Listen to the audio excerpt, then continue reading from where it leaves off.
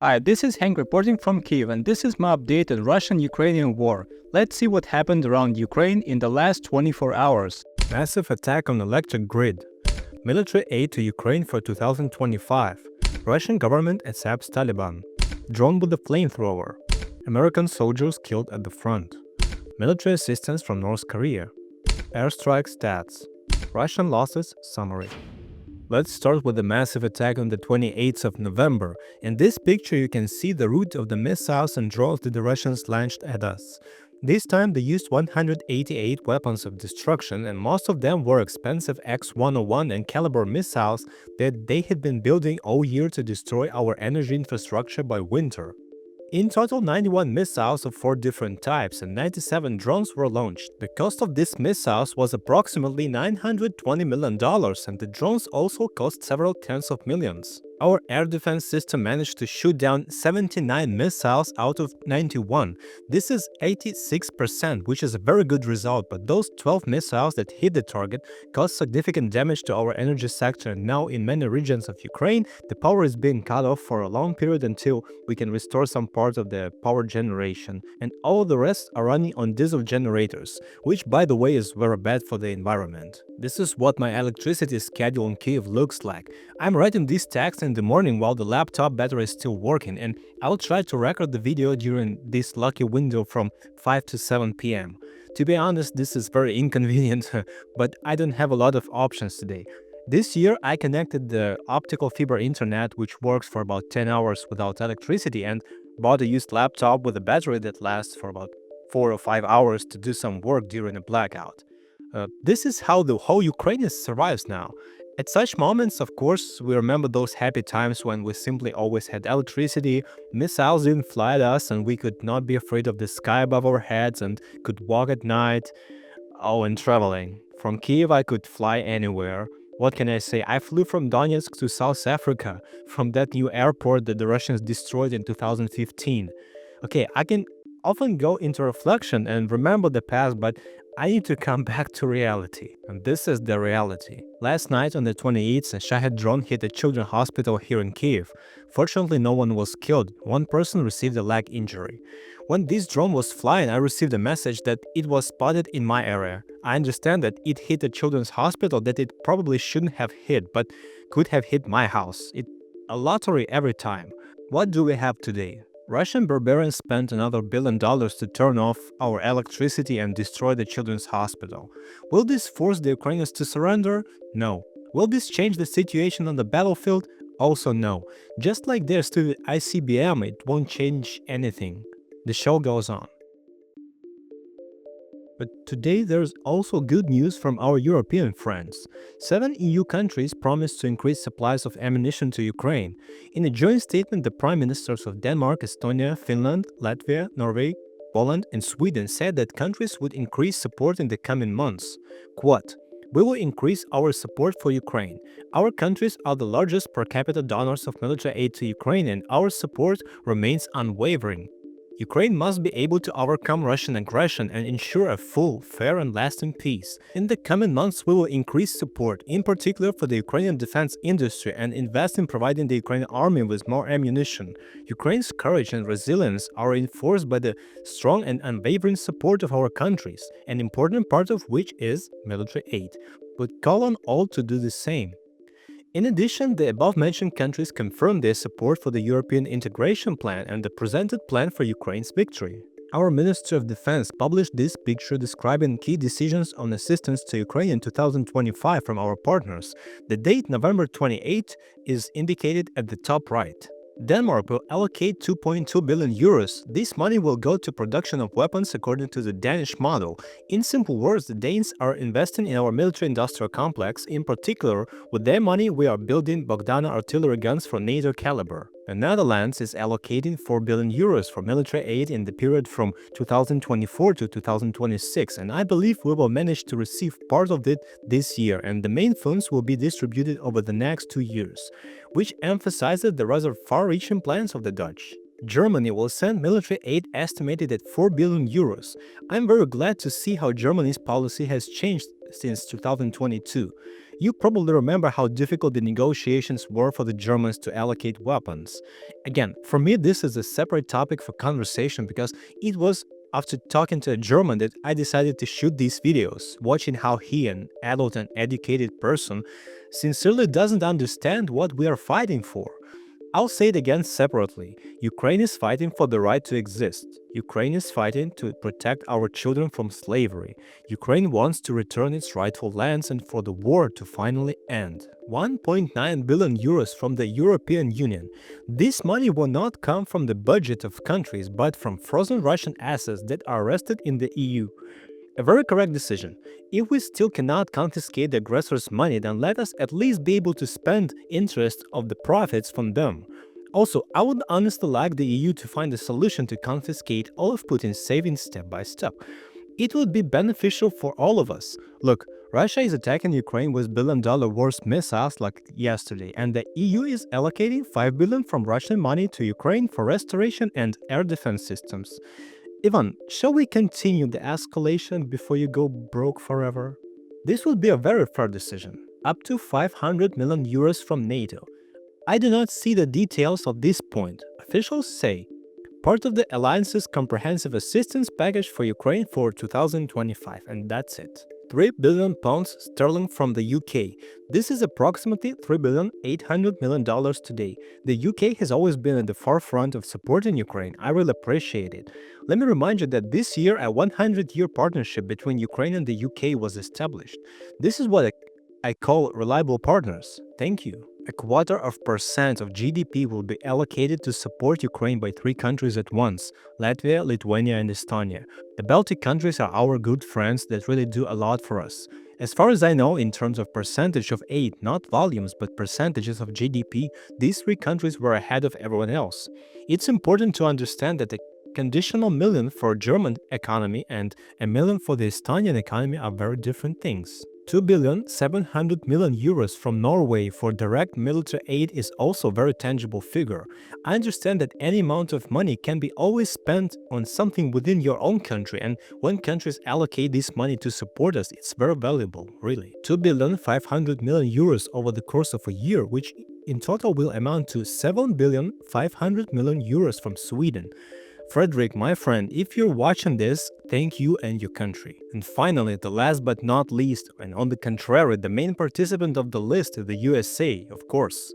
$5.5 billion of military aid under the Presidential Drawdown Authority program. This is the remainder of the funds that were previously allocated by President Biden and his administration to help Ukraine. As stated on the official website of the White House, the PDA program means, quote, the use of the Presidential Drawdown Authority to direct a drawdown to provide military assistance under Section 506A1 on the Foreign Assistance Act (FAA) is a valuable tool of U.S. foreign policy in crisis situations. It allows for the speedy delivery of defense articles and the services from Department of Defense stocks to foreign countries and international organizations to respond to unexpected emergencies. That is, we have a chance to receive a fairly large volume of military equipment from the Pentagon warehouses before the end of Biden's presidential term. Yeah, this may be 40-year-old Bradleys, Strykers, M113s and Humvees, but this is equipment that saves lives. If you can dust them off and send them to us to defend the country, then let's do it. I'll say it again, this is not a war for the sake of a war, this is a war to defend our country. Rhonda, Keith, Bobby, guys, thank you for your voice in this. Let's sum it up. In total, the 10 countries listed above, plus the EU and NATO, will provide Ukraine with about $30 billion of military support next year. This doesn't include other military expenses, that is, military salaries. We pay this from the country's budget. I want to believe that the new technologies from dozens of countries will be able to defeat the hordes of Russians who are pushing their meat into our positions meter by meter. Will 30 billion be enough to burn the remains of Soviet tanks on our soil? We'll see. Time will tell. I cannot express how much such things touch me. I'm grateful to all of you who continue to talk about us, to your politicians, who go to rallies, who write letters to the government. Each person makes a contribution to the fact that we are still standing. I spend hours every day studying what is happening in and around my country, and honestly did not expect good news, but when I sit in the dark at night during another raid of damn Russian drones and read about how people in neighboring and distant countries are making efforts to stop it, it warms the soul and gives hope. Thank you. The ball goes to the other side of the field, to the idiots. You probably recognize these comedians, more precisely Putin's Minister Lavrov, because it's harder to remember someone from the Taliban, but perhaps this will soon change because the Russians are going to allow joining the Taliban. Here is a quote from a Russian source. Russians will be able to legally join the Taliban, the State Duma of the Russian Federation announced.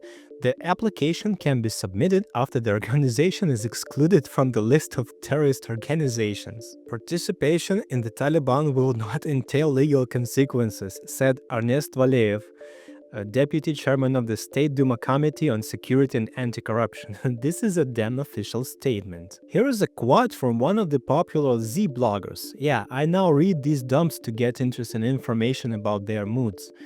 I have one question. How is this even possible? How's anything changed in the Taliban after the Yankees left? No. But at the same time, there are no longer terrorists. Why is that? End quote.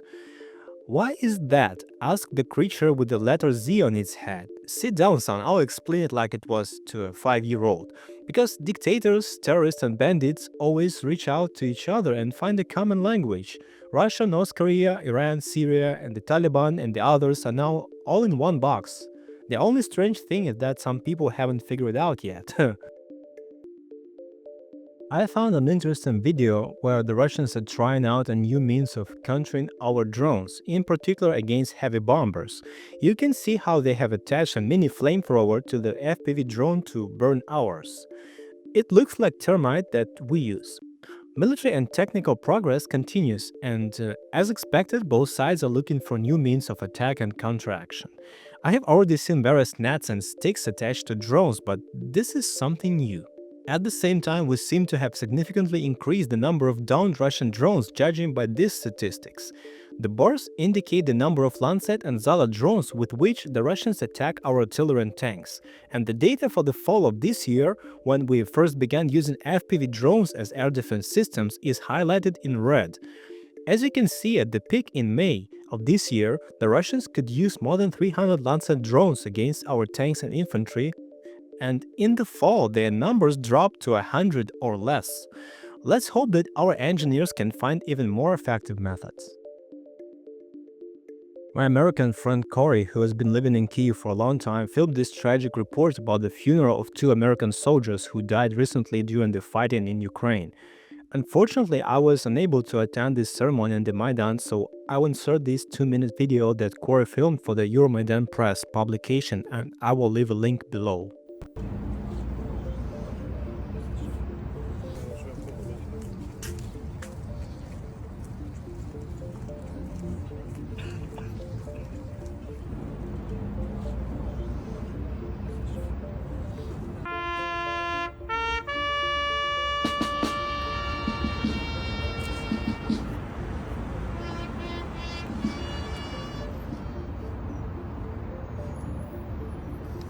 Ось 2 героя. These are our 2 heroes, І там ви бачите прапори також багатьох героїв. and we see flags of many other heroes over there. He also leaves behind his special friend and a legacy of 5 nephews and 5 nieces who will carry his memory with them.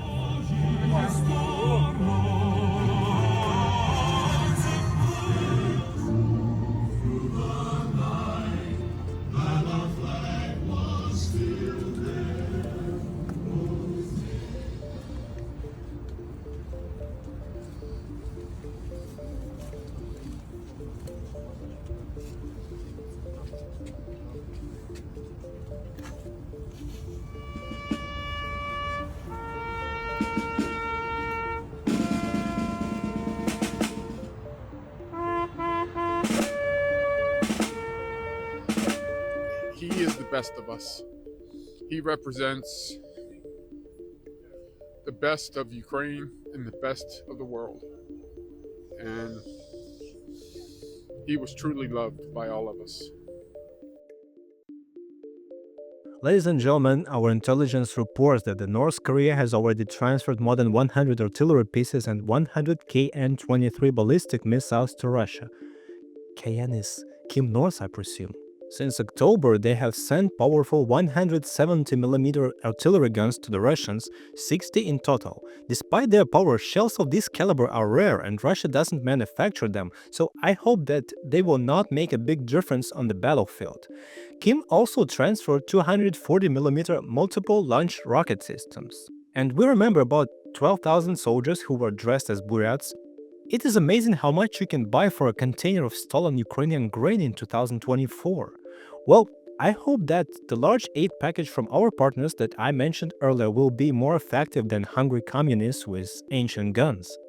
By the way, South Korea declined to sell us any weapons due to some bureaucratic problems.